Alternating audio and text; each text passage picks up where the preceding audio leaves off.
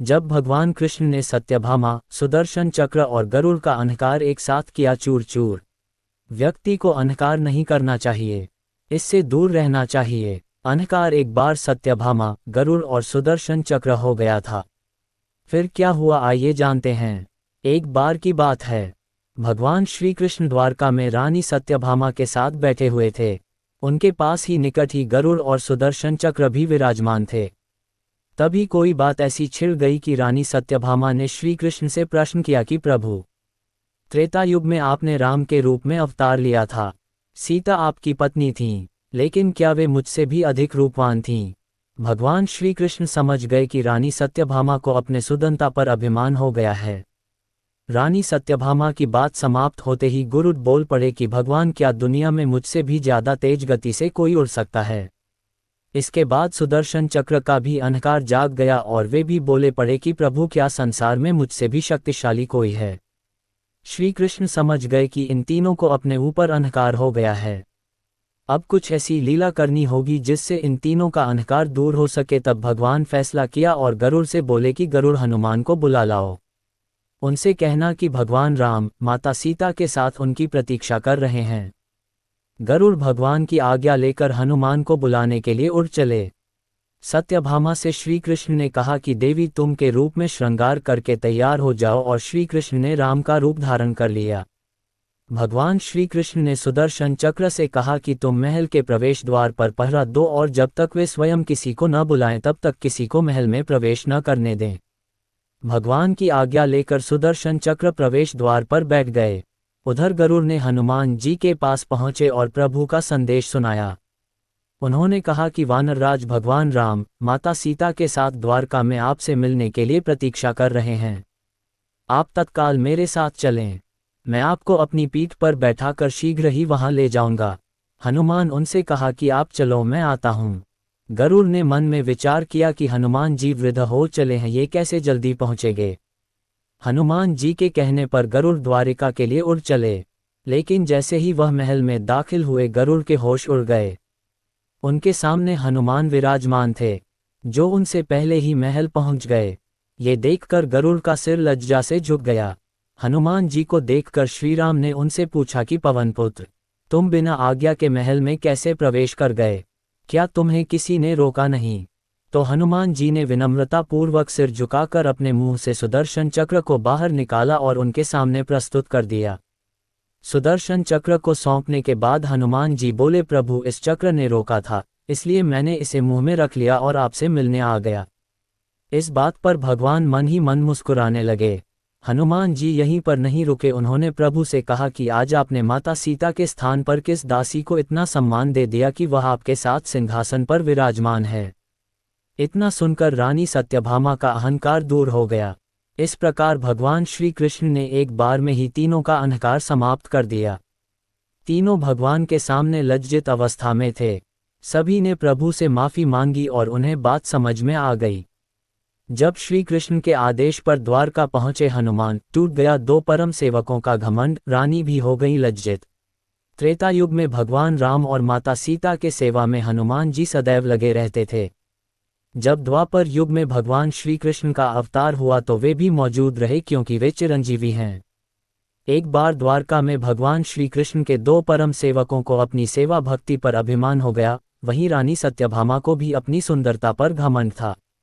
ऐसे में भगवान श्री कृष्ण ने त्रेतायुग के अपने परम भक्त हनुमान जी को याद किया। हनुमान जी के आने ऐसा क्या हुआ कि स्थितियां बदल गई? आइए जानते हैं इस पौराणिक कथा के बारे में। एक समय भगवान श्री कृष्ण रानी सत्यभामा के साथ सिंहासन पर विराजमान थे। वहां पर उनके परम सेवक गरुड़ और सुदर्शन चक्र भी मौजूद थे। उस दौरान रानी सत्यभामा ने श्री कृष्ण से कहा कि प्रभु, आपने तो त्रेतायुग में राम के रूप में अवतार लिया था और सीता जी आपकी पत्नी थीं। क्या वो मुझसे अधिक सुंदर थीं? भगवान श्री कृष्ण के पास मौजूद गरुड़ और सुदर्शन चक्र से भी रहा नहीं गया। सुदर्शन चक्र ने कहा कि मैंने तो कई बड़े युद्धों में विजय दिलाई है, मुझसे बड़ा शक्तिशाली कौन हो सकता है? तब गरुड़ ने कहा कि मेरे समान कोई तेज नहीं उड़ सकता है। इन तीनों की बातों को सुनकर भगवान श्री कृष्ण समझ गए कि इनको वास्तविकता से परिचित कराना जरूरी है। उन्होंने गरुड़ से कहा कि तुम हनुमान के पास जाओ और कहना कि द्वारका में भगवान राम सीता जी के साथ उनकी प्रतीक्षा कर रहे हैं। आदेश पाकर गरुड़ उड़ गए और हनुमान जी को भगवान का संदेशा दिया। उधर भगवान श्री कृष्ण ने सुदर्शन चक्र को कहा कि महल के मुख्य द्वार पर पहरा दो, अनुमति के बिना किसी को अंदर मत आने देना।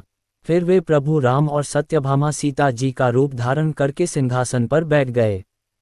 संदेशा मिलने पर हनुमान जी ने गरुड़ से कहा कि आप चलो, मैं आता हूँ। गरुड़ ने कहा कि आप पीठ पर बैठ जाओ, जल्दी पहुँच जाएंगे। लेकिन हनुमान जी नहीं माने। गरुड़ भगवान श्री कृष्ण के दरबार में पहुँचे तो हैरान रह गए। हनुमान जी श्री कृष्ण के पास उनसे पहले आकर विराजमान थे। भगवान श्री कृष्ण ने हनुमान जी से पूछा, तुम अंदर आ गए, द्वार पर किसी ने रोका नहीं। तब हनुमान जी ने अपना मुख खोला और सुदर्शन चक्र को बाहर निकाला। उन्होंने कहा कि ये अंदर आने नहीं दे रहे थे तो इनको मुख में रख लिया, इसके लिए क्षमा करें। हनुमान जी की नज़र जब सिंहासन के दूसरी तरफ पड़ी तो उन्होंने हाथ जोड़कर कहा कि हे मेरे प्रभु, आपने किसे इतना सम्मान दे दिया है कि वो माता सीता के स्थान पर आपके साथ विराजमान है। ये सुनकर रानी सत्यभामा को अपनी गलती का एहसास हो गया। हनुमान जी ने पहले ही गरुड़ को उनकी सीमा और सुदर्शन चक्र को अपनी शक्ति का परिचय करा दिया था। हनुमान जी ने तीनों का घमंड तोड़ दिया। क्या भगवान श्री कृष्ण के सुदर्शन चक्र को कोई रोक नहीं सकता था? एक कथा आती है जब सुदर्शन और गरुड़ को अपनी शक्तियों पर अहंकार हो गया था। गरुड़ को अपने सबसे तीव्र गति पर और सुदर्शन को अपने अमोघ होने पर। तब श्री कृष्ण ने सुदर्शन को द्वार पर खड़ा किया और कहा कि किसी भी हाल में किसी को अंदर मत आने देना। गरुड़ को कहा कि जाकर हनुमान से कहो श्री राम ने बुलाया है, शीघ्र पहुँचे। गरुड़ फौरन दूर सुमेरु पर पहुँचे और हनुमान को संदेश दिया और कहा, आपको श्री राम ने तुरंत बुलाया है, आप मेरे ऊपर बैठ जाएं, अन्यथा आपको इस वृद्धावस्था में बहुत विलंब हो सकता है। हनुमान ने नम्रतापूर्वक मना कर दिया। जब गरुड़ वापस श्री कृष्ण के सभा में पहुंचे तो ठगे से रह गए। सामने जानकी सहित श्री राम बैठे थे और हनुमान बगल में सुदर्शन को दबाए हाथ जोड़े खड़े थे। गरुड़ और सुदर्शन दोनों का घमंड चूर हो चुका था। कई शास्त्रों के अनुसार भगवान श्री कृष्ण के सुदर्शन चक्र को और कोई नहीं बल्कि स्वयं नारायण श्री कृष्ण ही रोक सकते थे, लेकिन अगर देखा जाए तो देवताओं में एक दूसरे के प्रति सम्मान की भावना थी। वे एक दूसरे के अस्त्र को सम्मान देकर कभी कभी उसे रोकते नहीं थे। उसी प्रकार भगवान शिव में उतनी क्षमता थी कि वे सुदर्शन और नारायण अस्त्र को रोक सके, और उसी प्रकार नारायण में भी क्षमता थी कि वे ब्रह्मास्त्र, शिव का त्रिशूल, पाशुपतास्त्र आदि रोक सकते थे। लेकिन ये सभी देवता एक दूसरे को अपना आराध्य मानते थे और अस्त्रों की शक्ति को मिथ्या करके वे उन अस्त्रों के स्वामी का अपमान नहीं करना चाहते थे, इसीलिए वे उन अस्त्रों को नहीं रोकते थे। सुदर्शन चक्र के गुण। ऐसा माना जाता है कि ये दुनिया का सबसे शक्तिशाली हथियार है और यह केवल इसे चलाने वाले के आदेश का पालन करता है।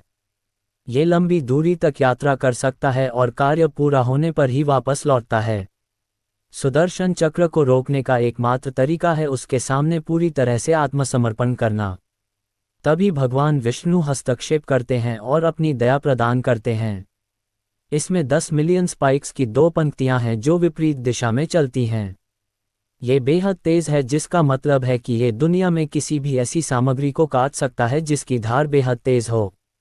सुदर्शन चक्र का एक और गुण यह है कि यह निरंतर गतिमान रहता है।